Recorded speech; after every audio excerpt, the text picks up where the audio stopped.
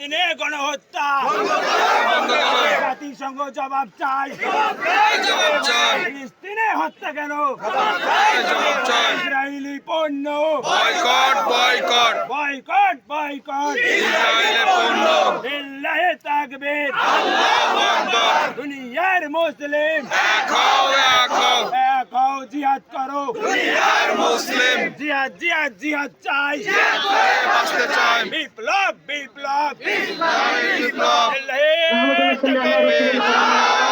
أعوذ بالله من الشيطان الرجيم بسم الله الرحمن الرحيم جاء الحق وزهق الباطل إن الباطل كان زهوقا وقال النبي صلى الله عليه وسلم الكفر ملة واحدة أو كما قال সমস্ত প্রশংসা সেই মহানুভব মালিক আল্লাহ রাব্বুল আলামিনের উপর যে মহানুভব মালিক অত্যন্ত ভালোবেসে মহব্বত করে ফিলিস্তিনিদের পক্ষে নিয়ে ইসরায়েলের বিপক্ষে তৌহিদি জনতাকে একত্রিত হওয়ার সুযোগ এবং তৌফিক এনায়েত করে দিয়েছেন।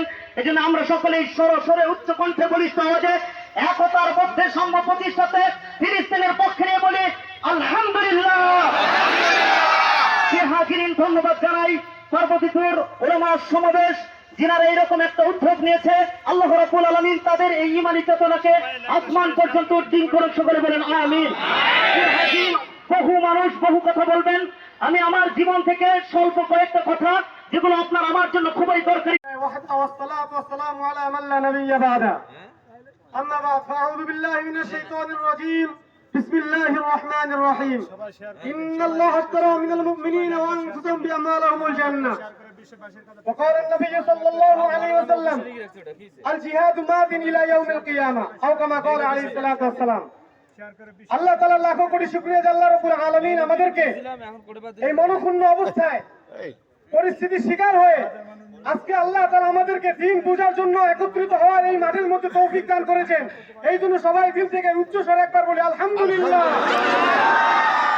এখানে দাঁড়াও পর আল্লাহ তাআলাকে হয়তোবা হাসরের ময়দানে আল্লাহ তাআলাকে জবাবদিহিতার মধ্যে পড়বো না, হতে পারে হে আল্লাহ আপনি আমাদেরকে মাফ করে দিয়েন, আমাদের কোনো অবস্থা ছিল না যে আমরা সেখানে গিয়ে জিহাদ করে তাদেরকে আপনার ঘরকে হেফাজত করার জন্য একটু চেষ্টা করব। হে আল্লাহ আপনি আমাদেরকে মাফ করে দিয়েন। একজন বলেছিল যে আমাদের কিছু নেই, আমরা শুধু সেখানে যাওয়ার জন্য তৈরি আছি। আমি পরিশেষে অন্তর্বর্তী সরকারকে বলতে চাই, এই আবেদন জানাচ্ছি যে আপনারা আমাদের সেখানে যাওয়ার জন্য ভিসার জন্য একটু ব্যবস্থা করে দেন, আমরা চলে যাবো। আমাদের মনের মধ্যে এই আশা আছে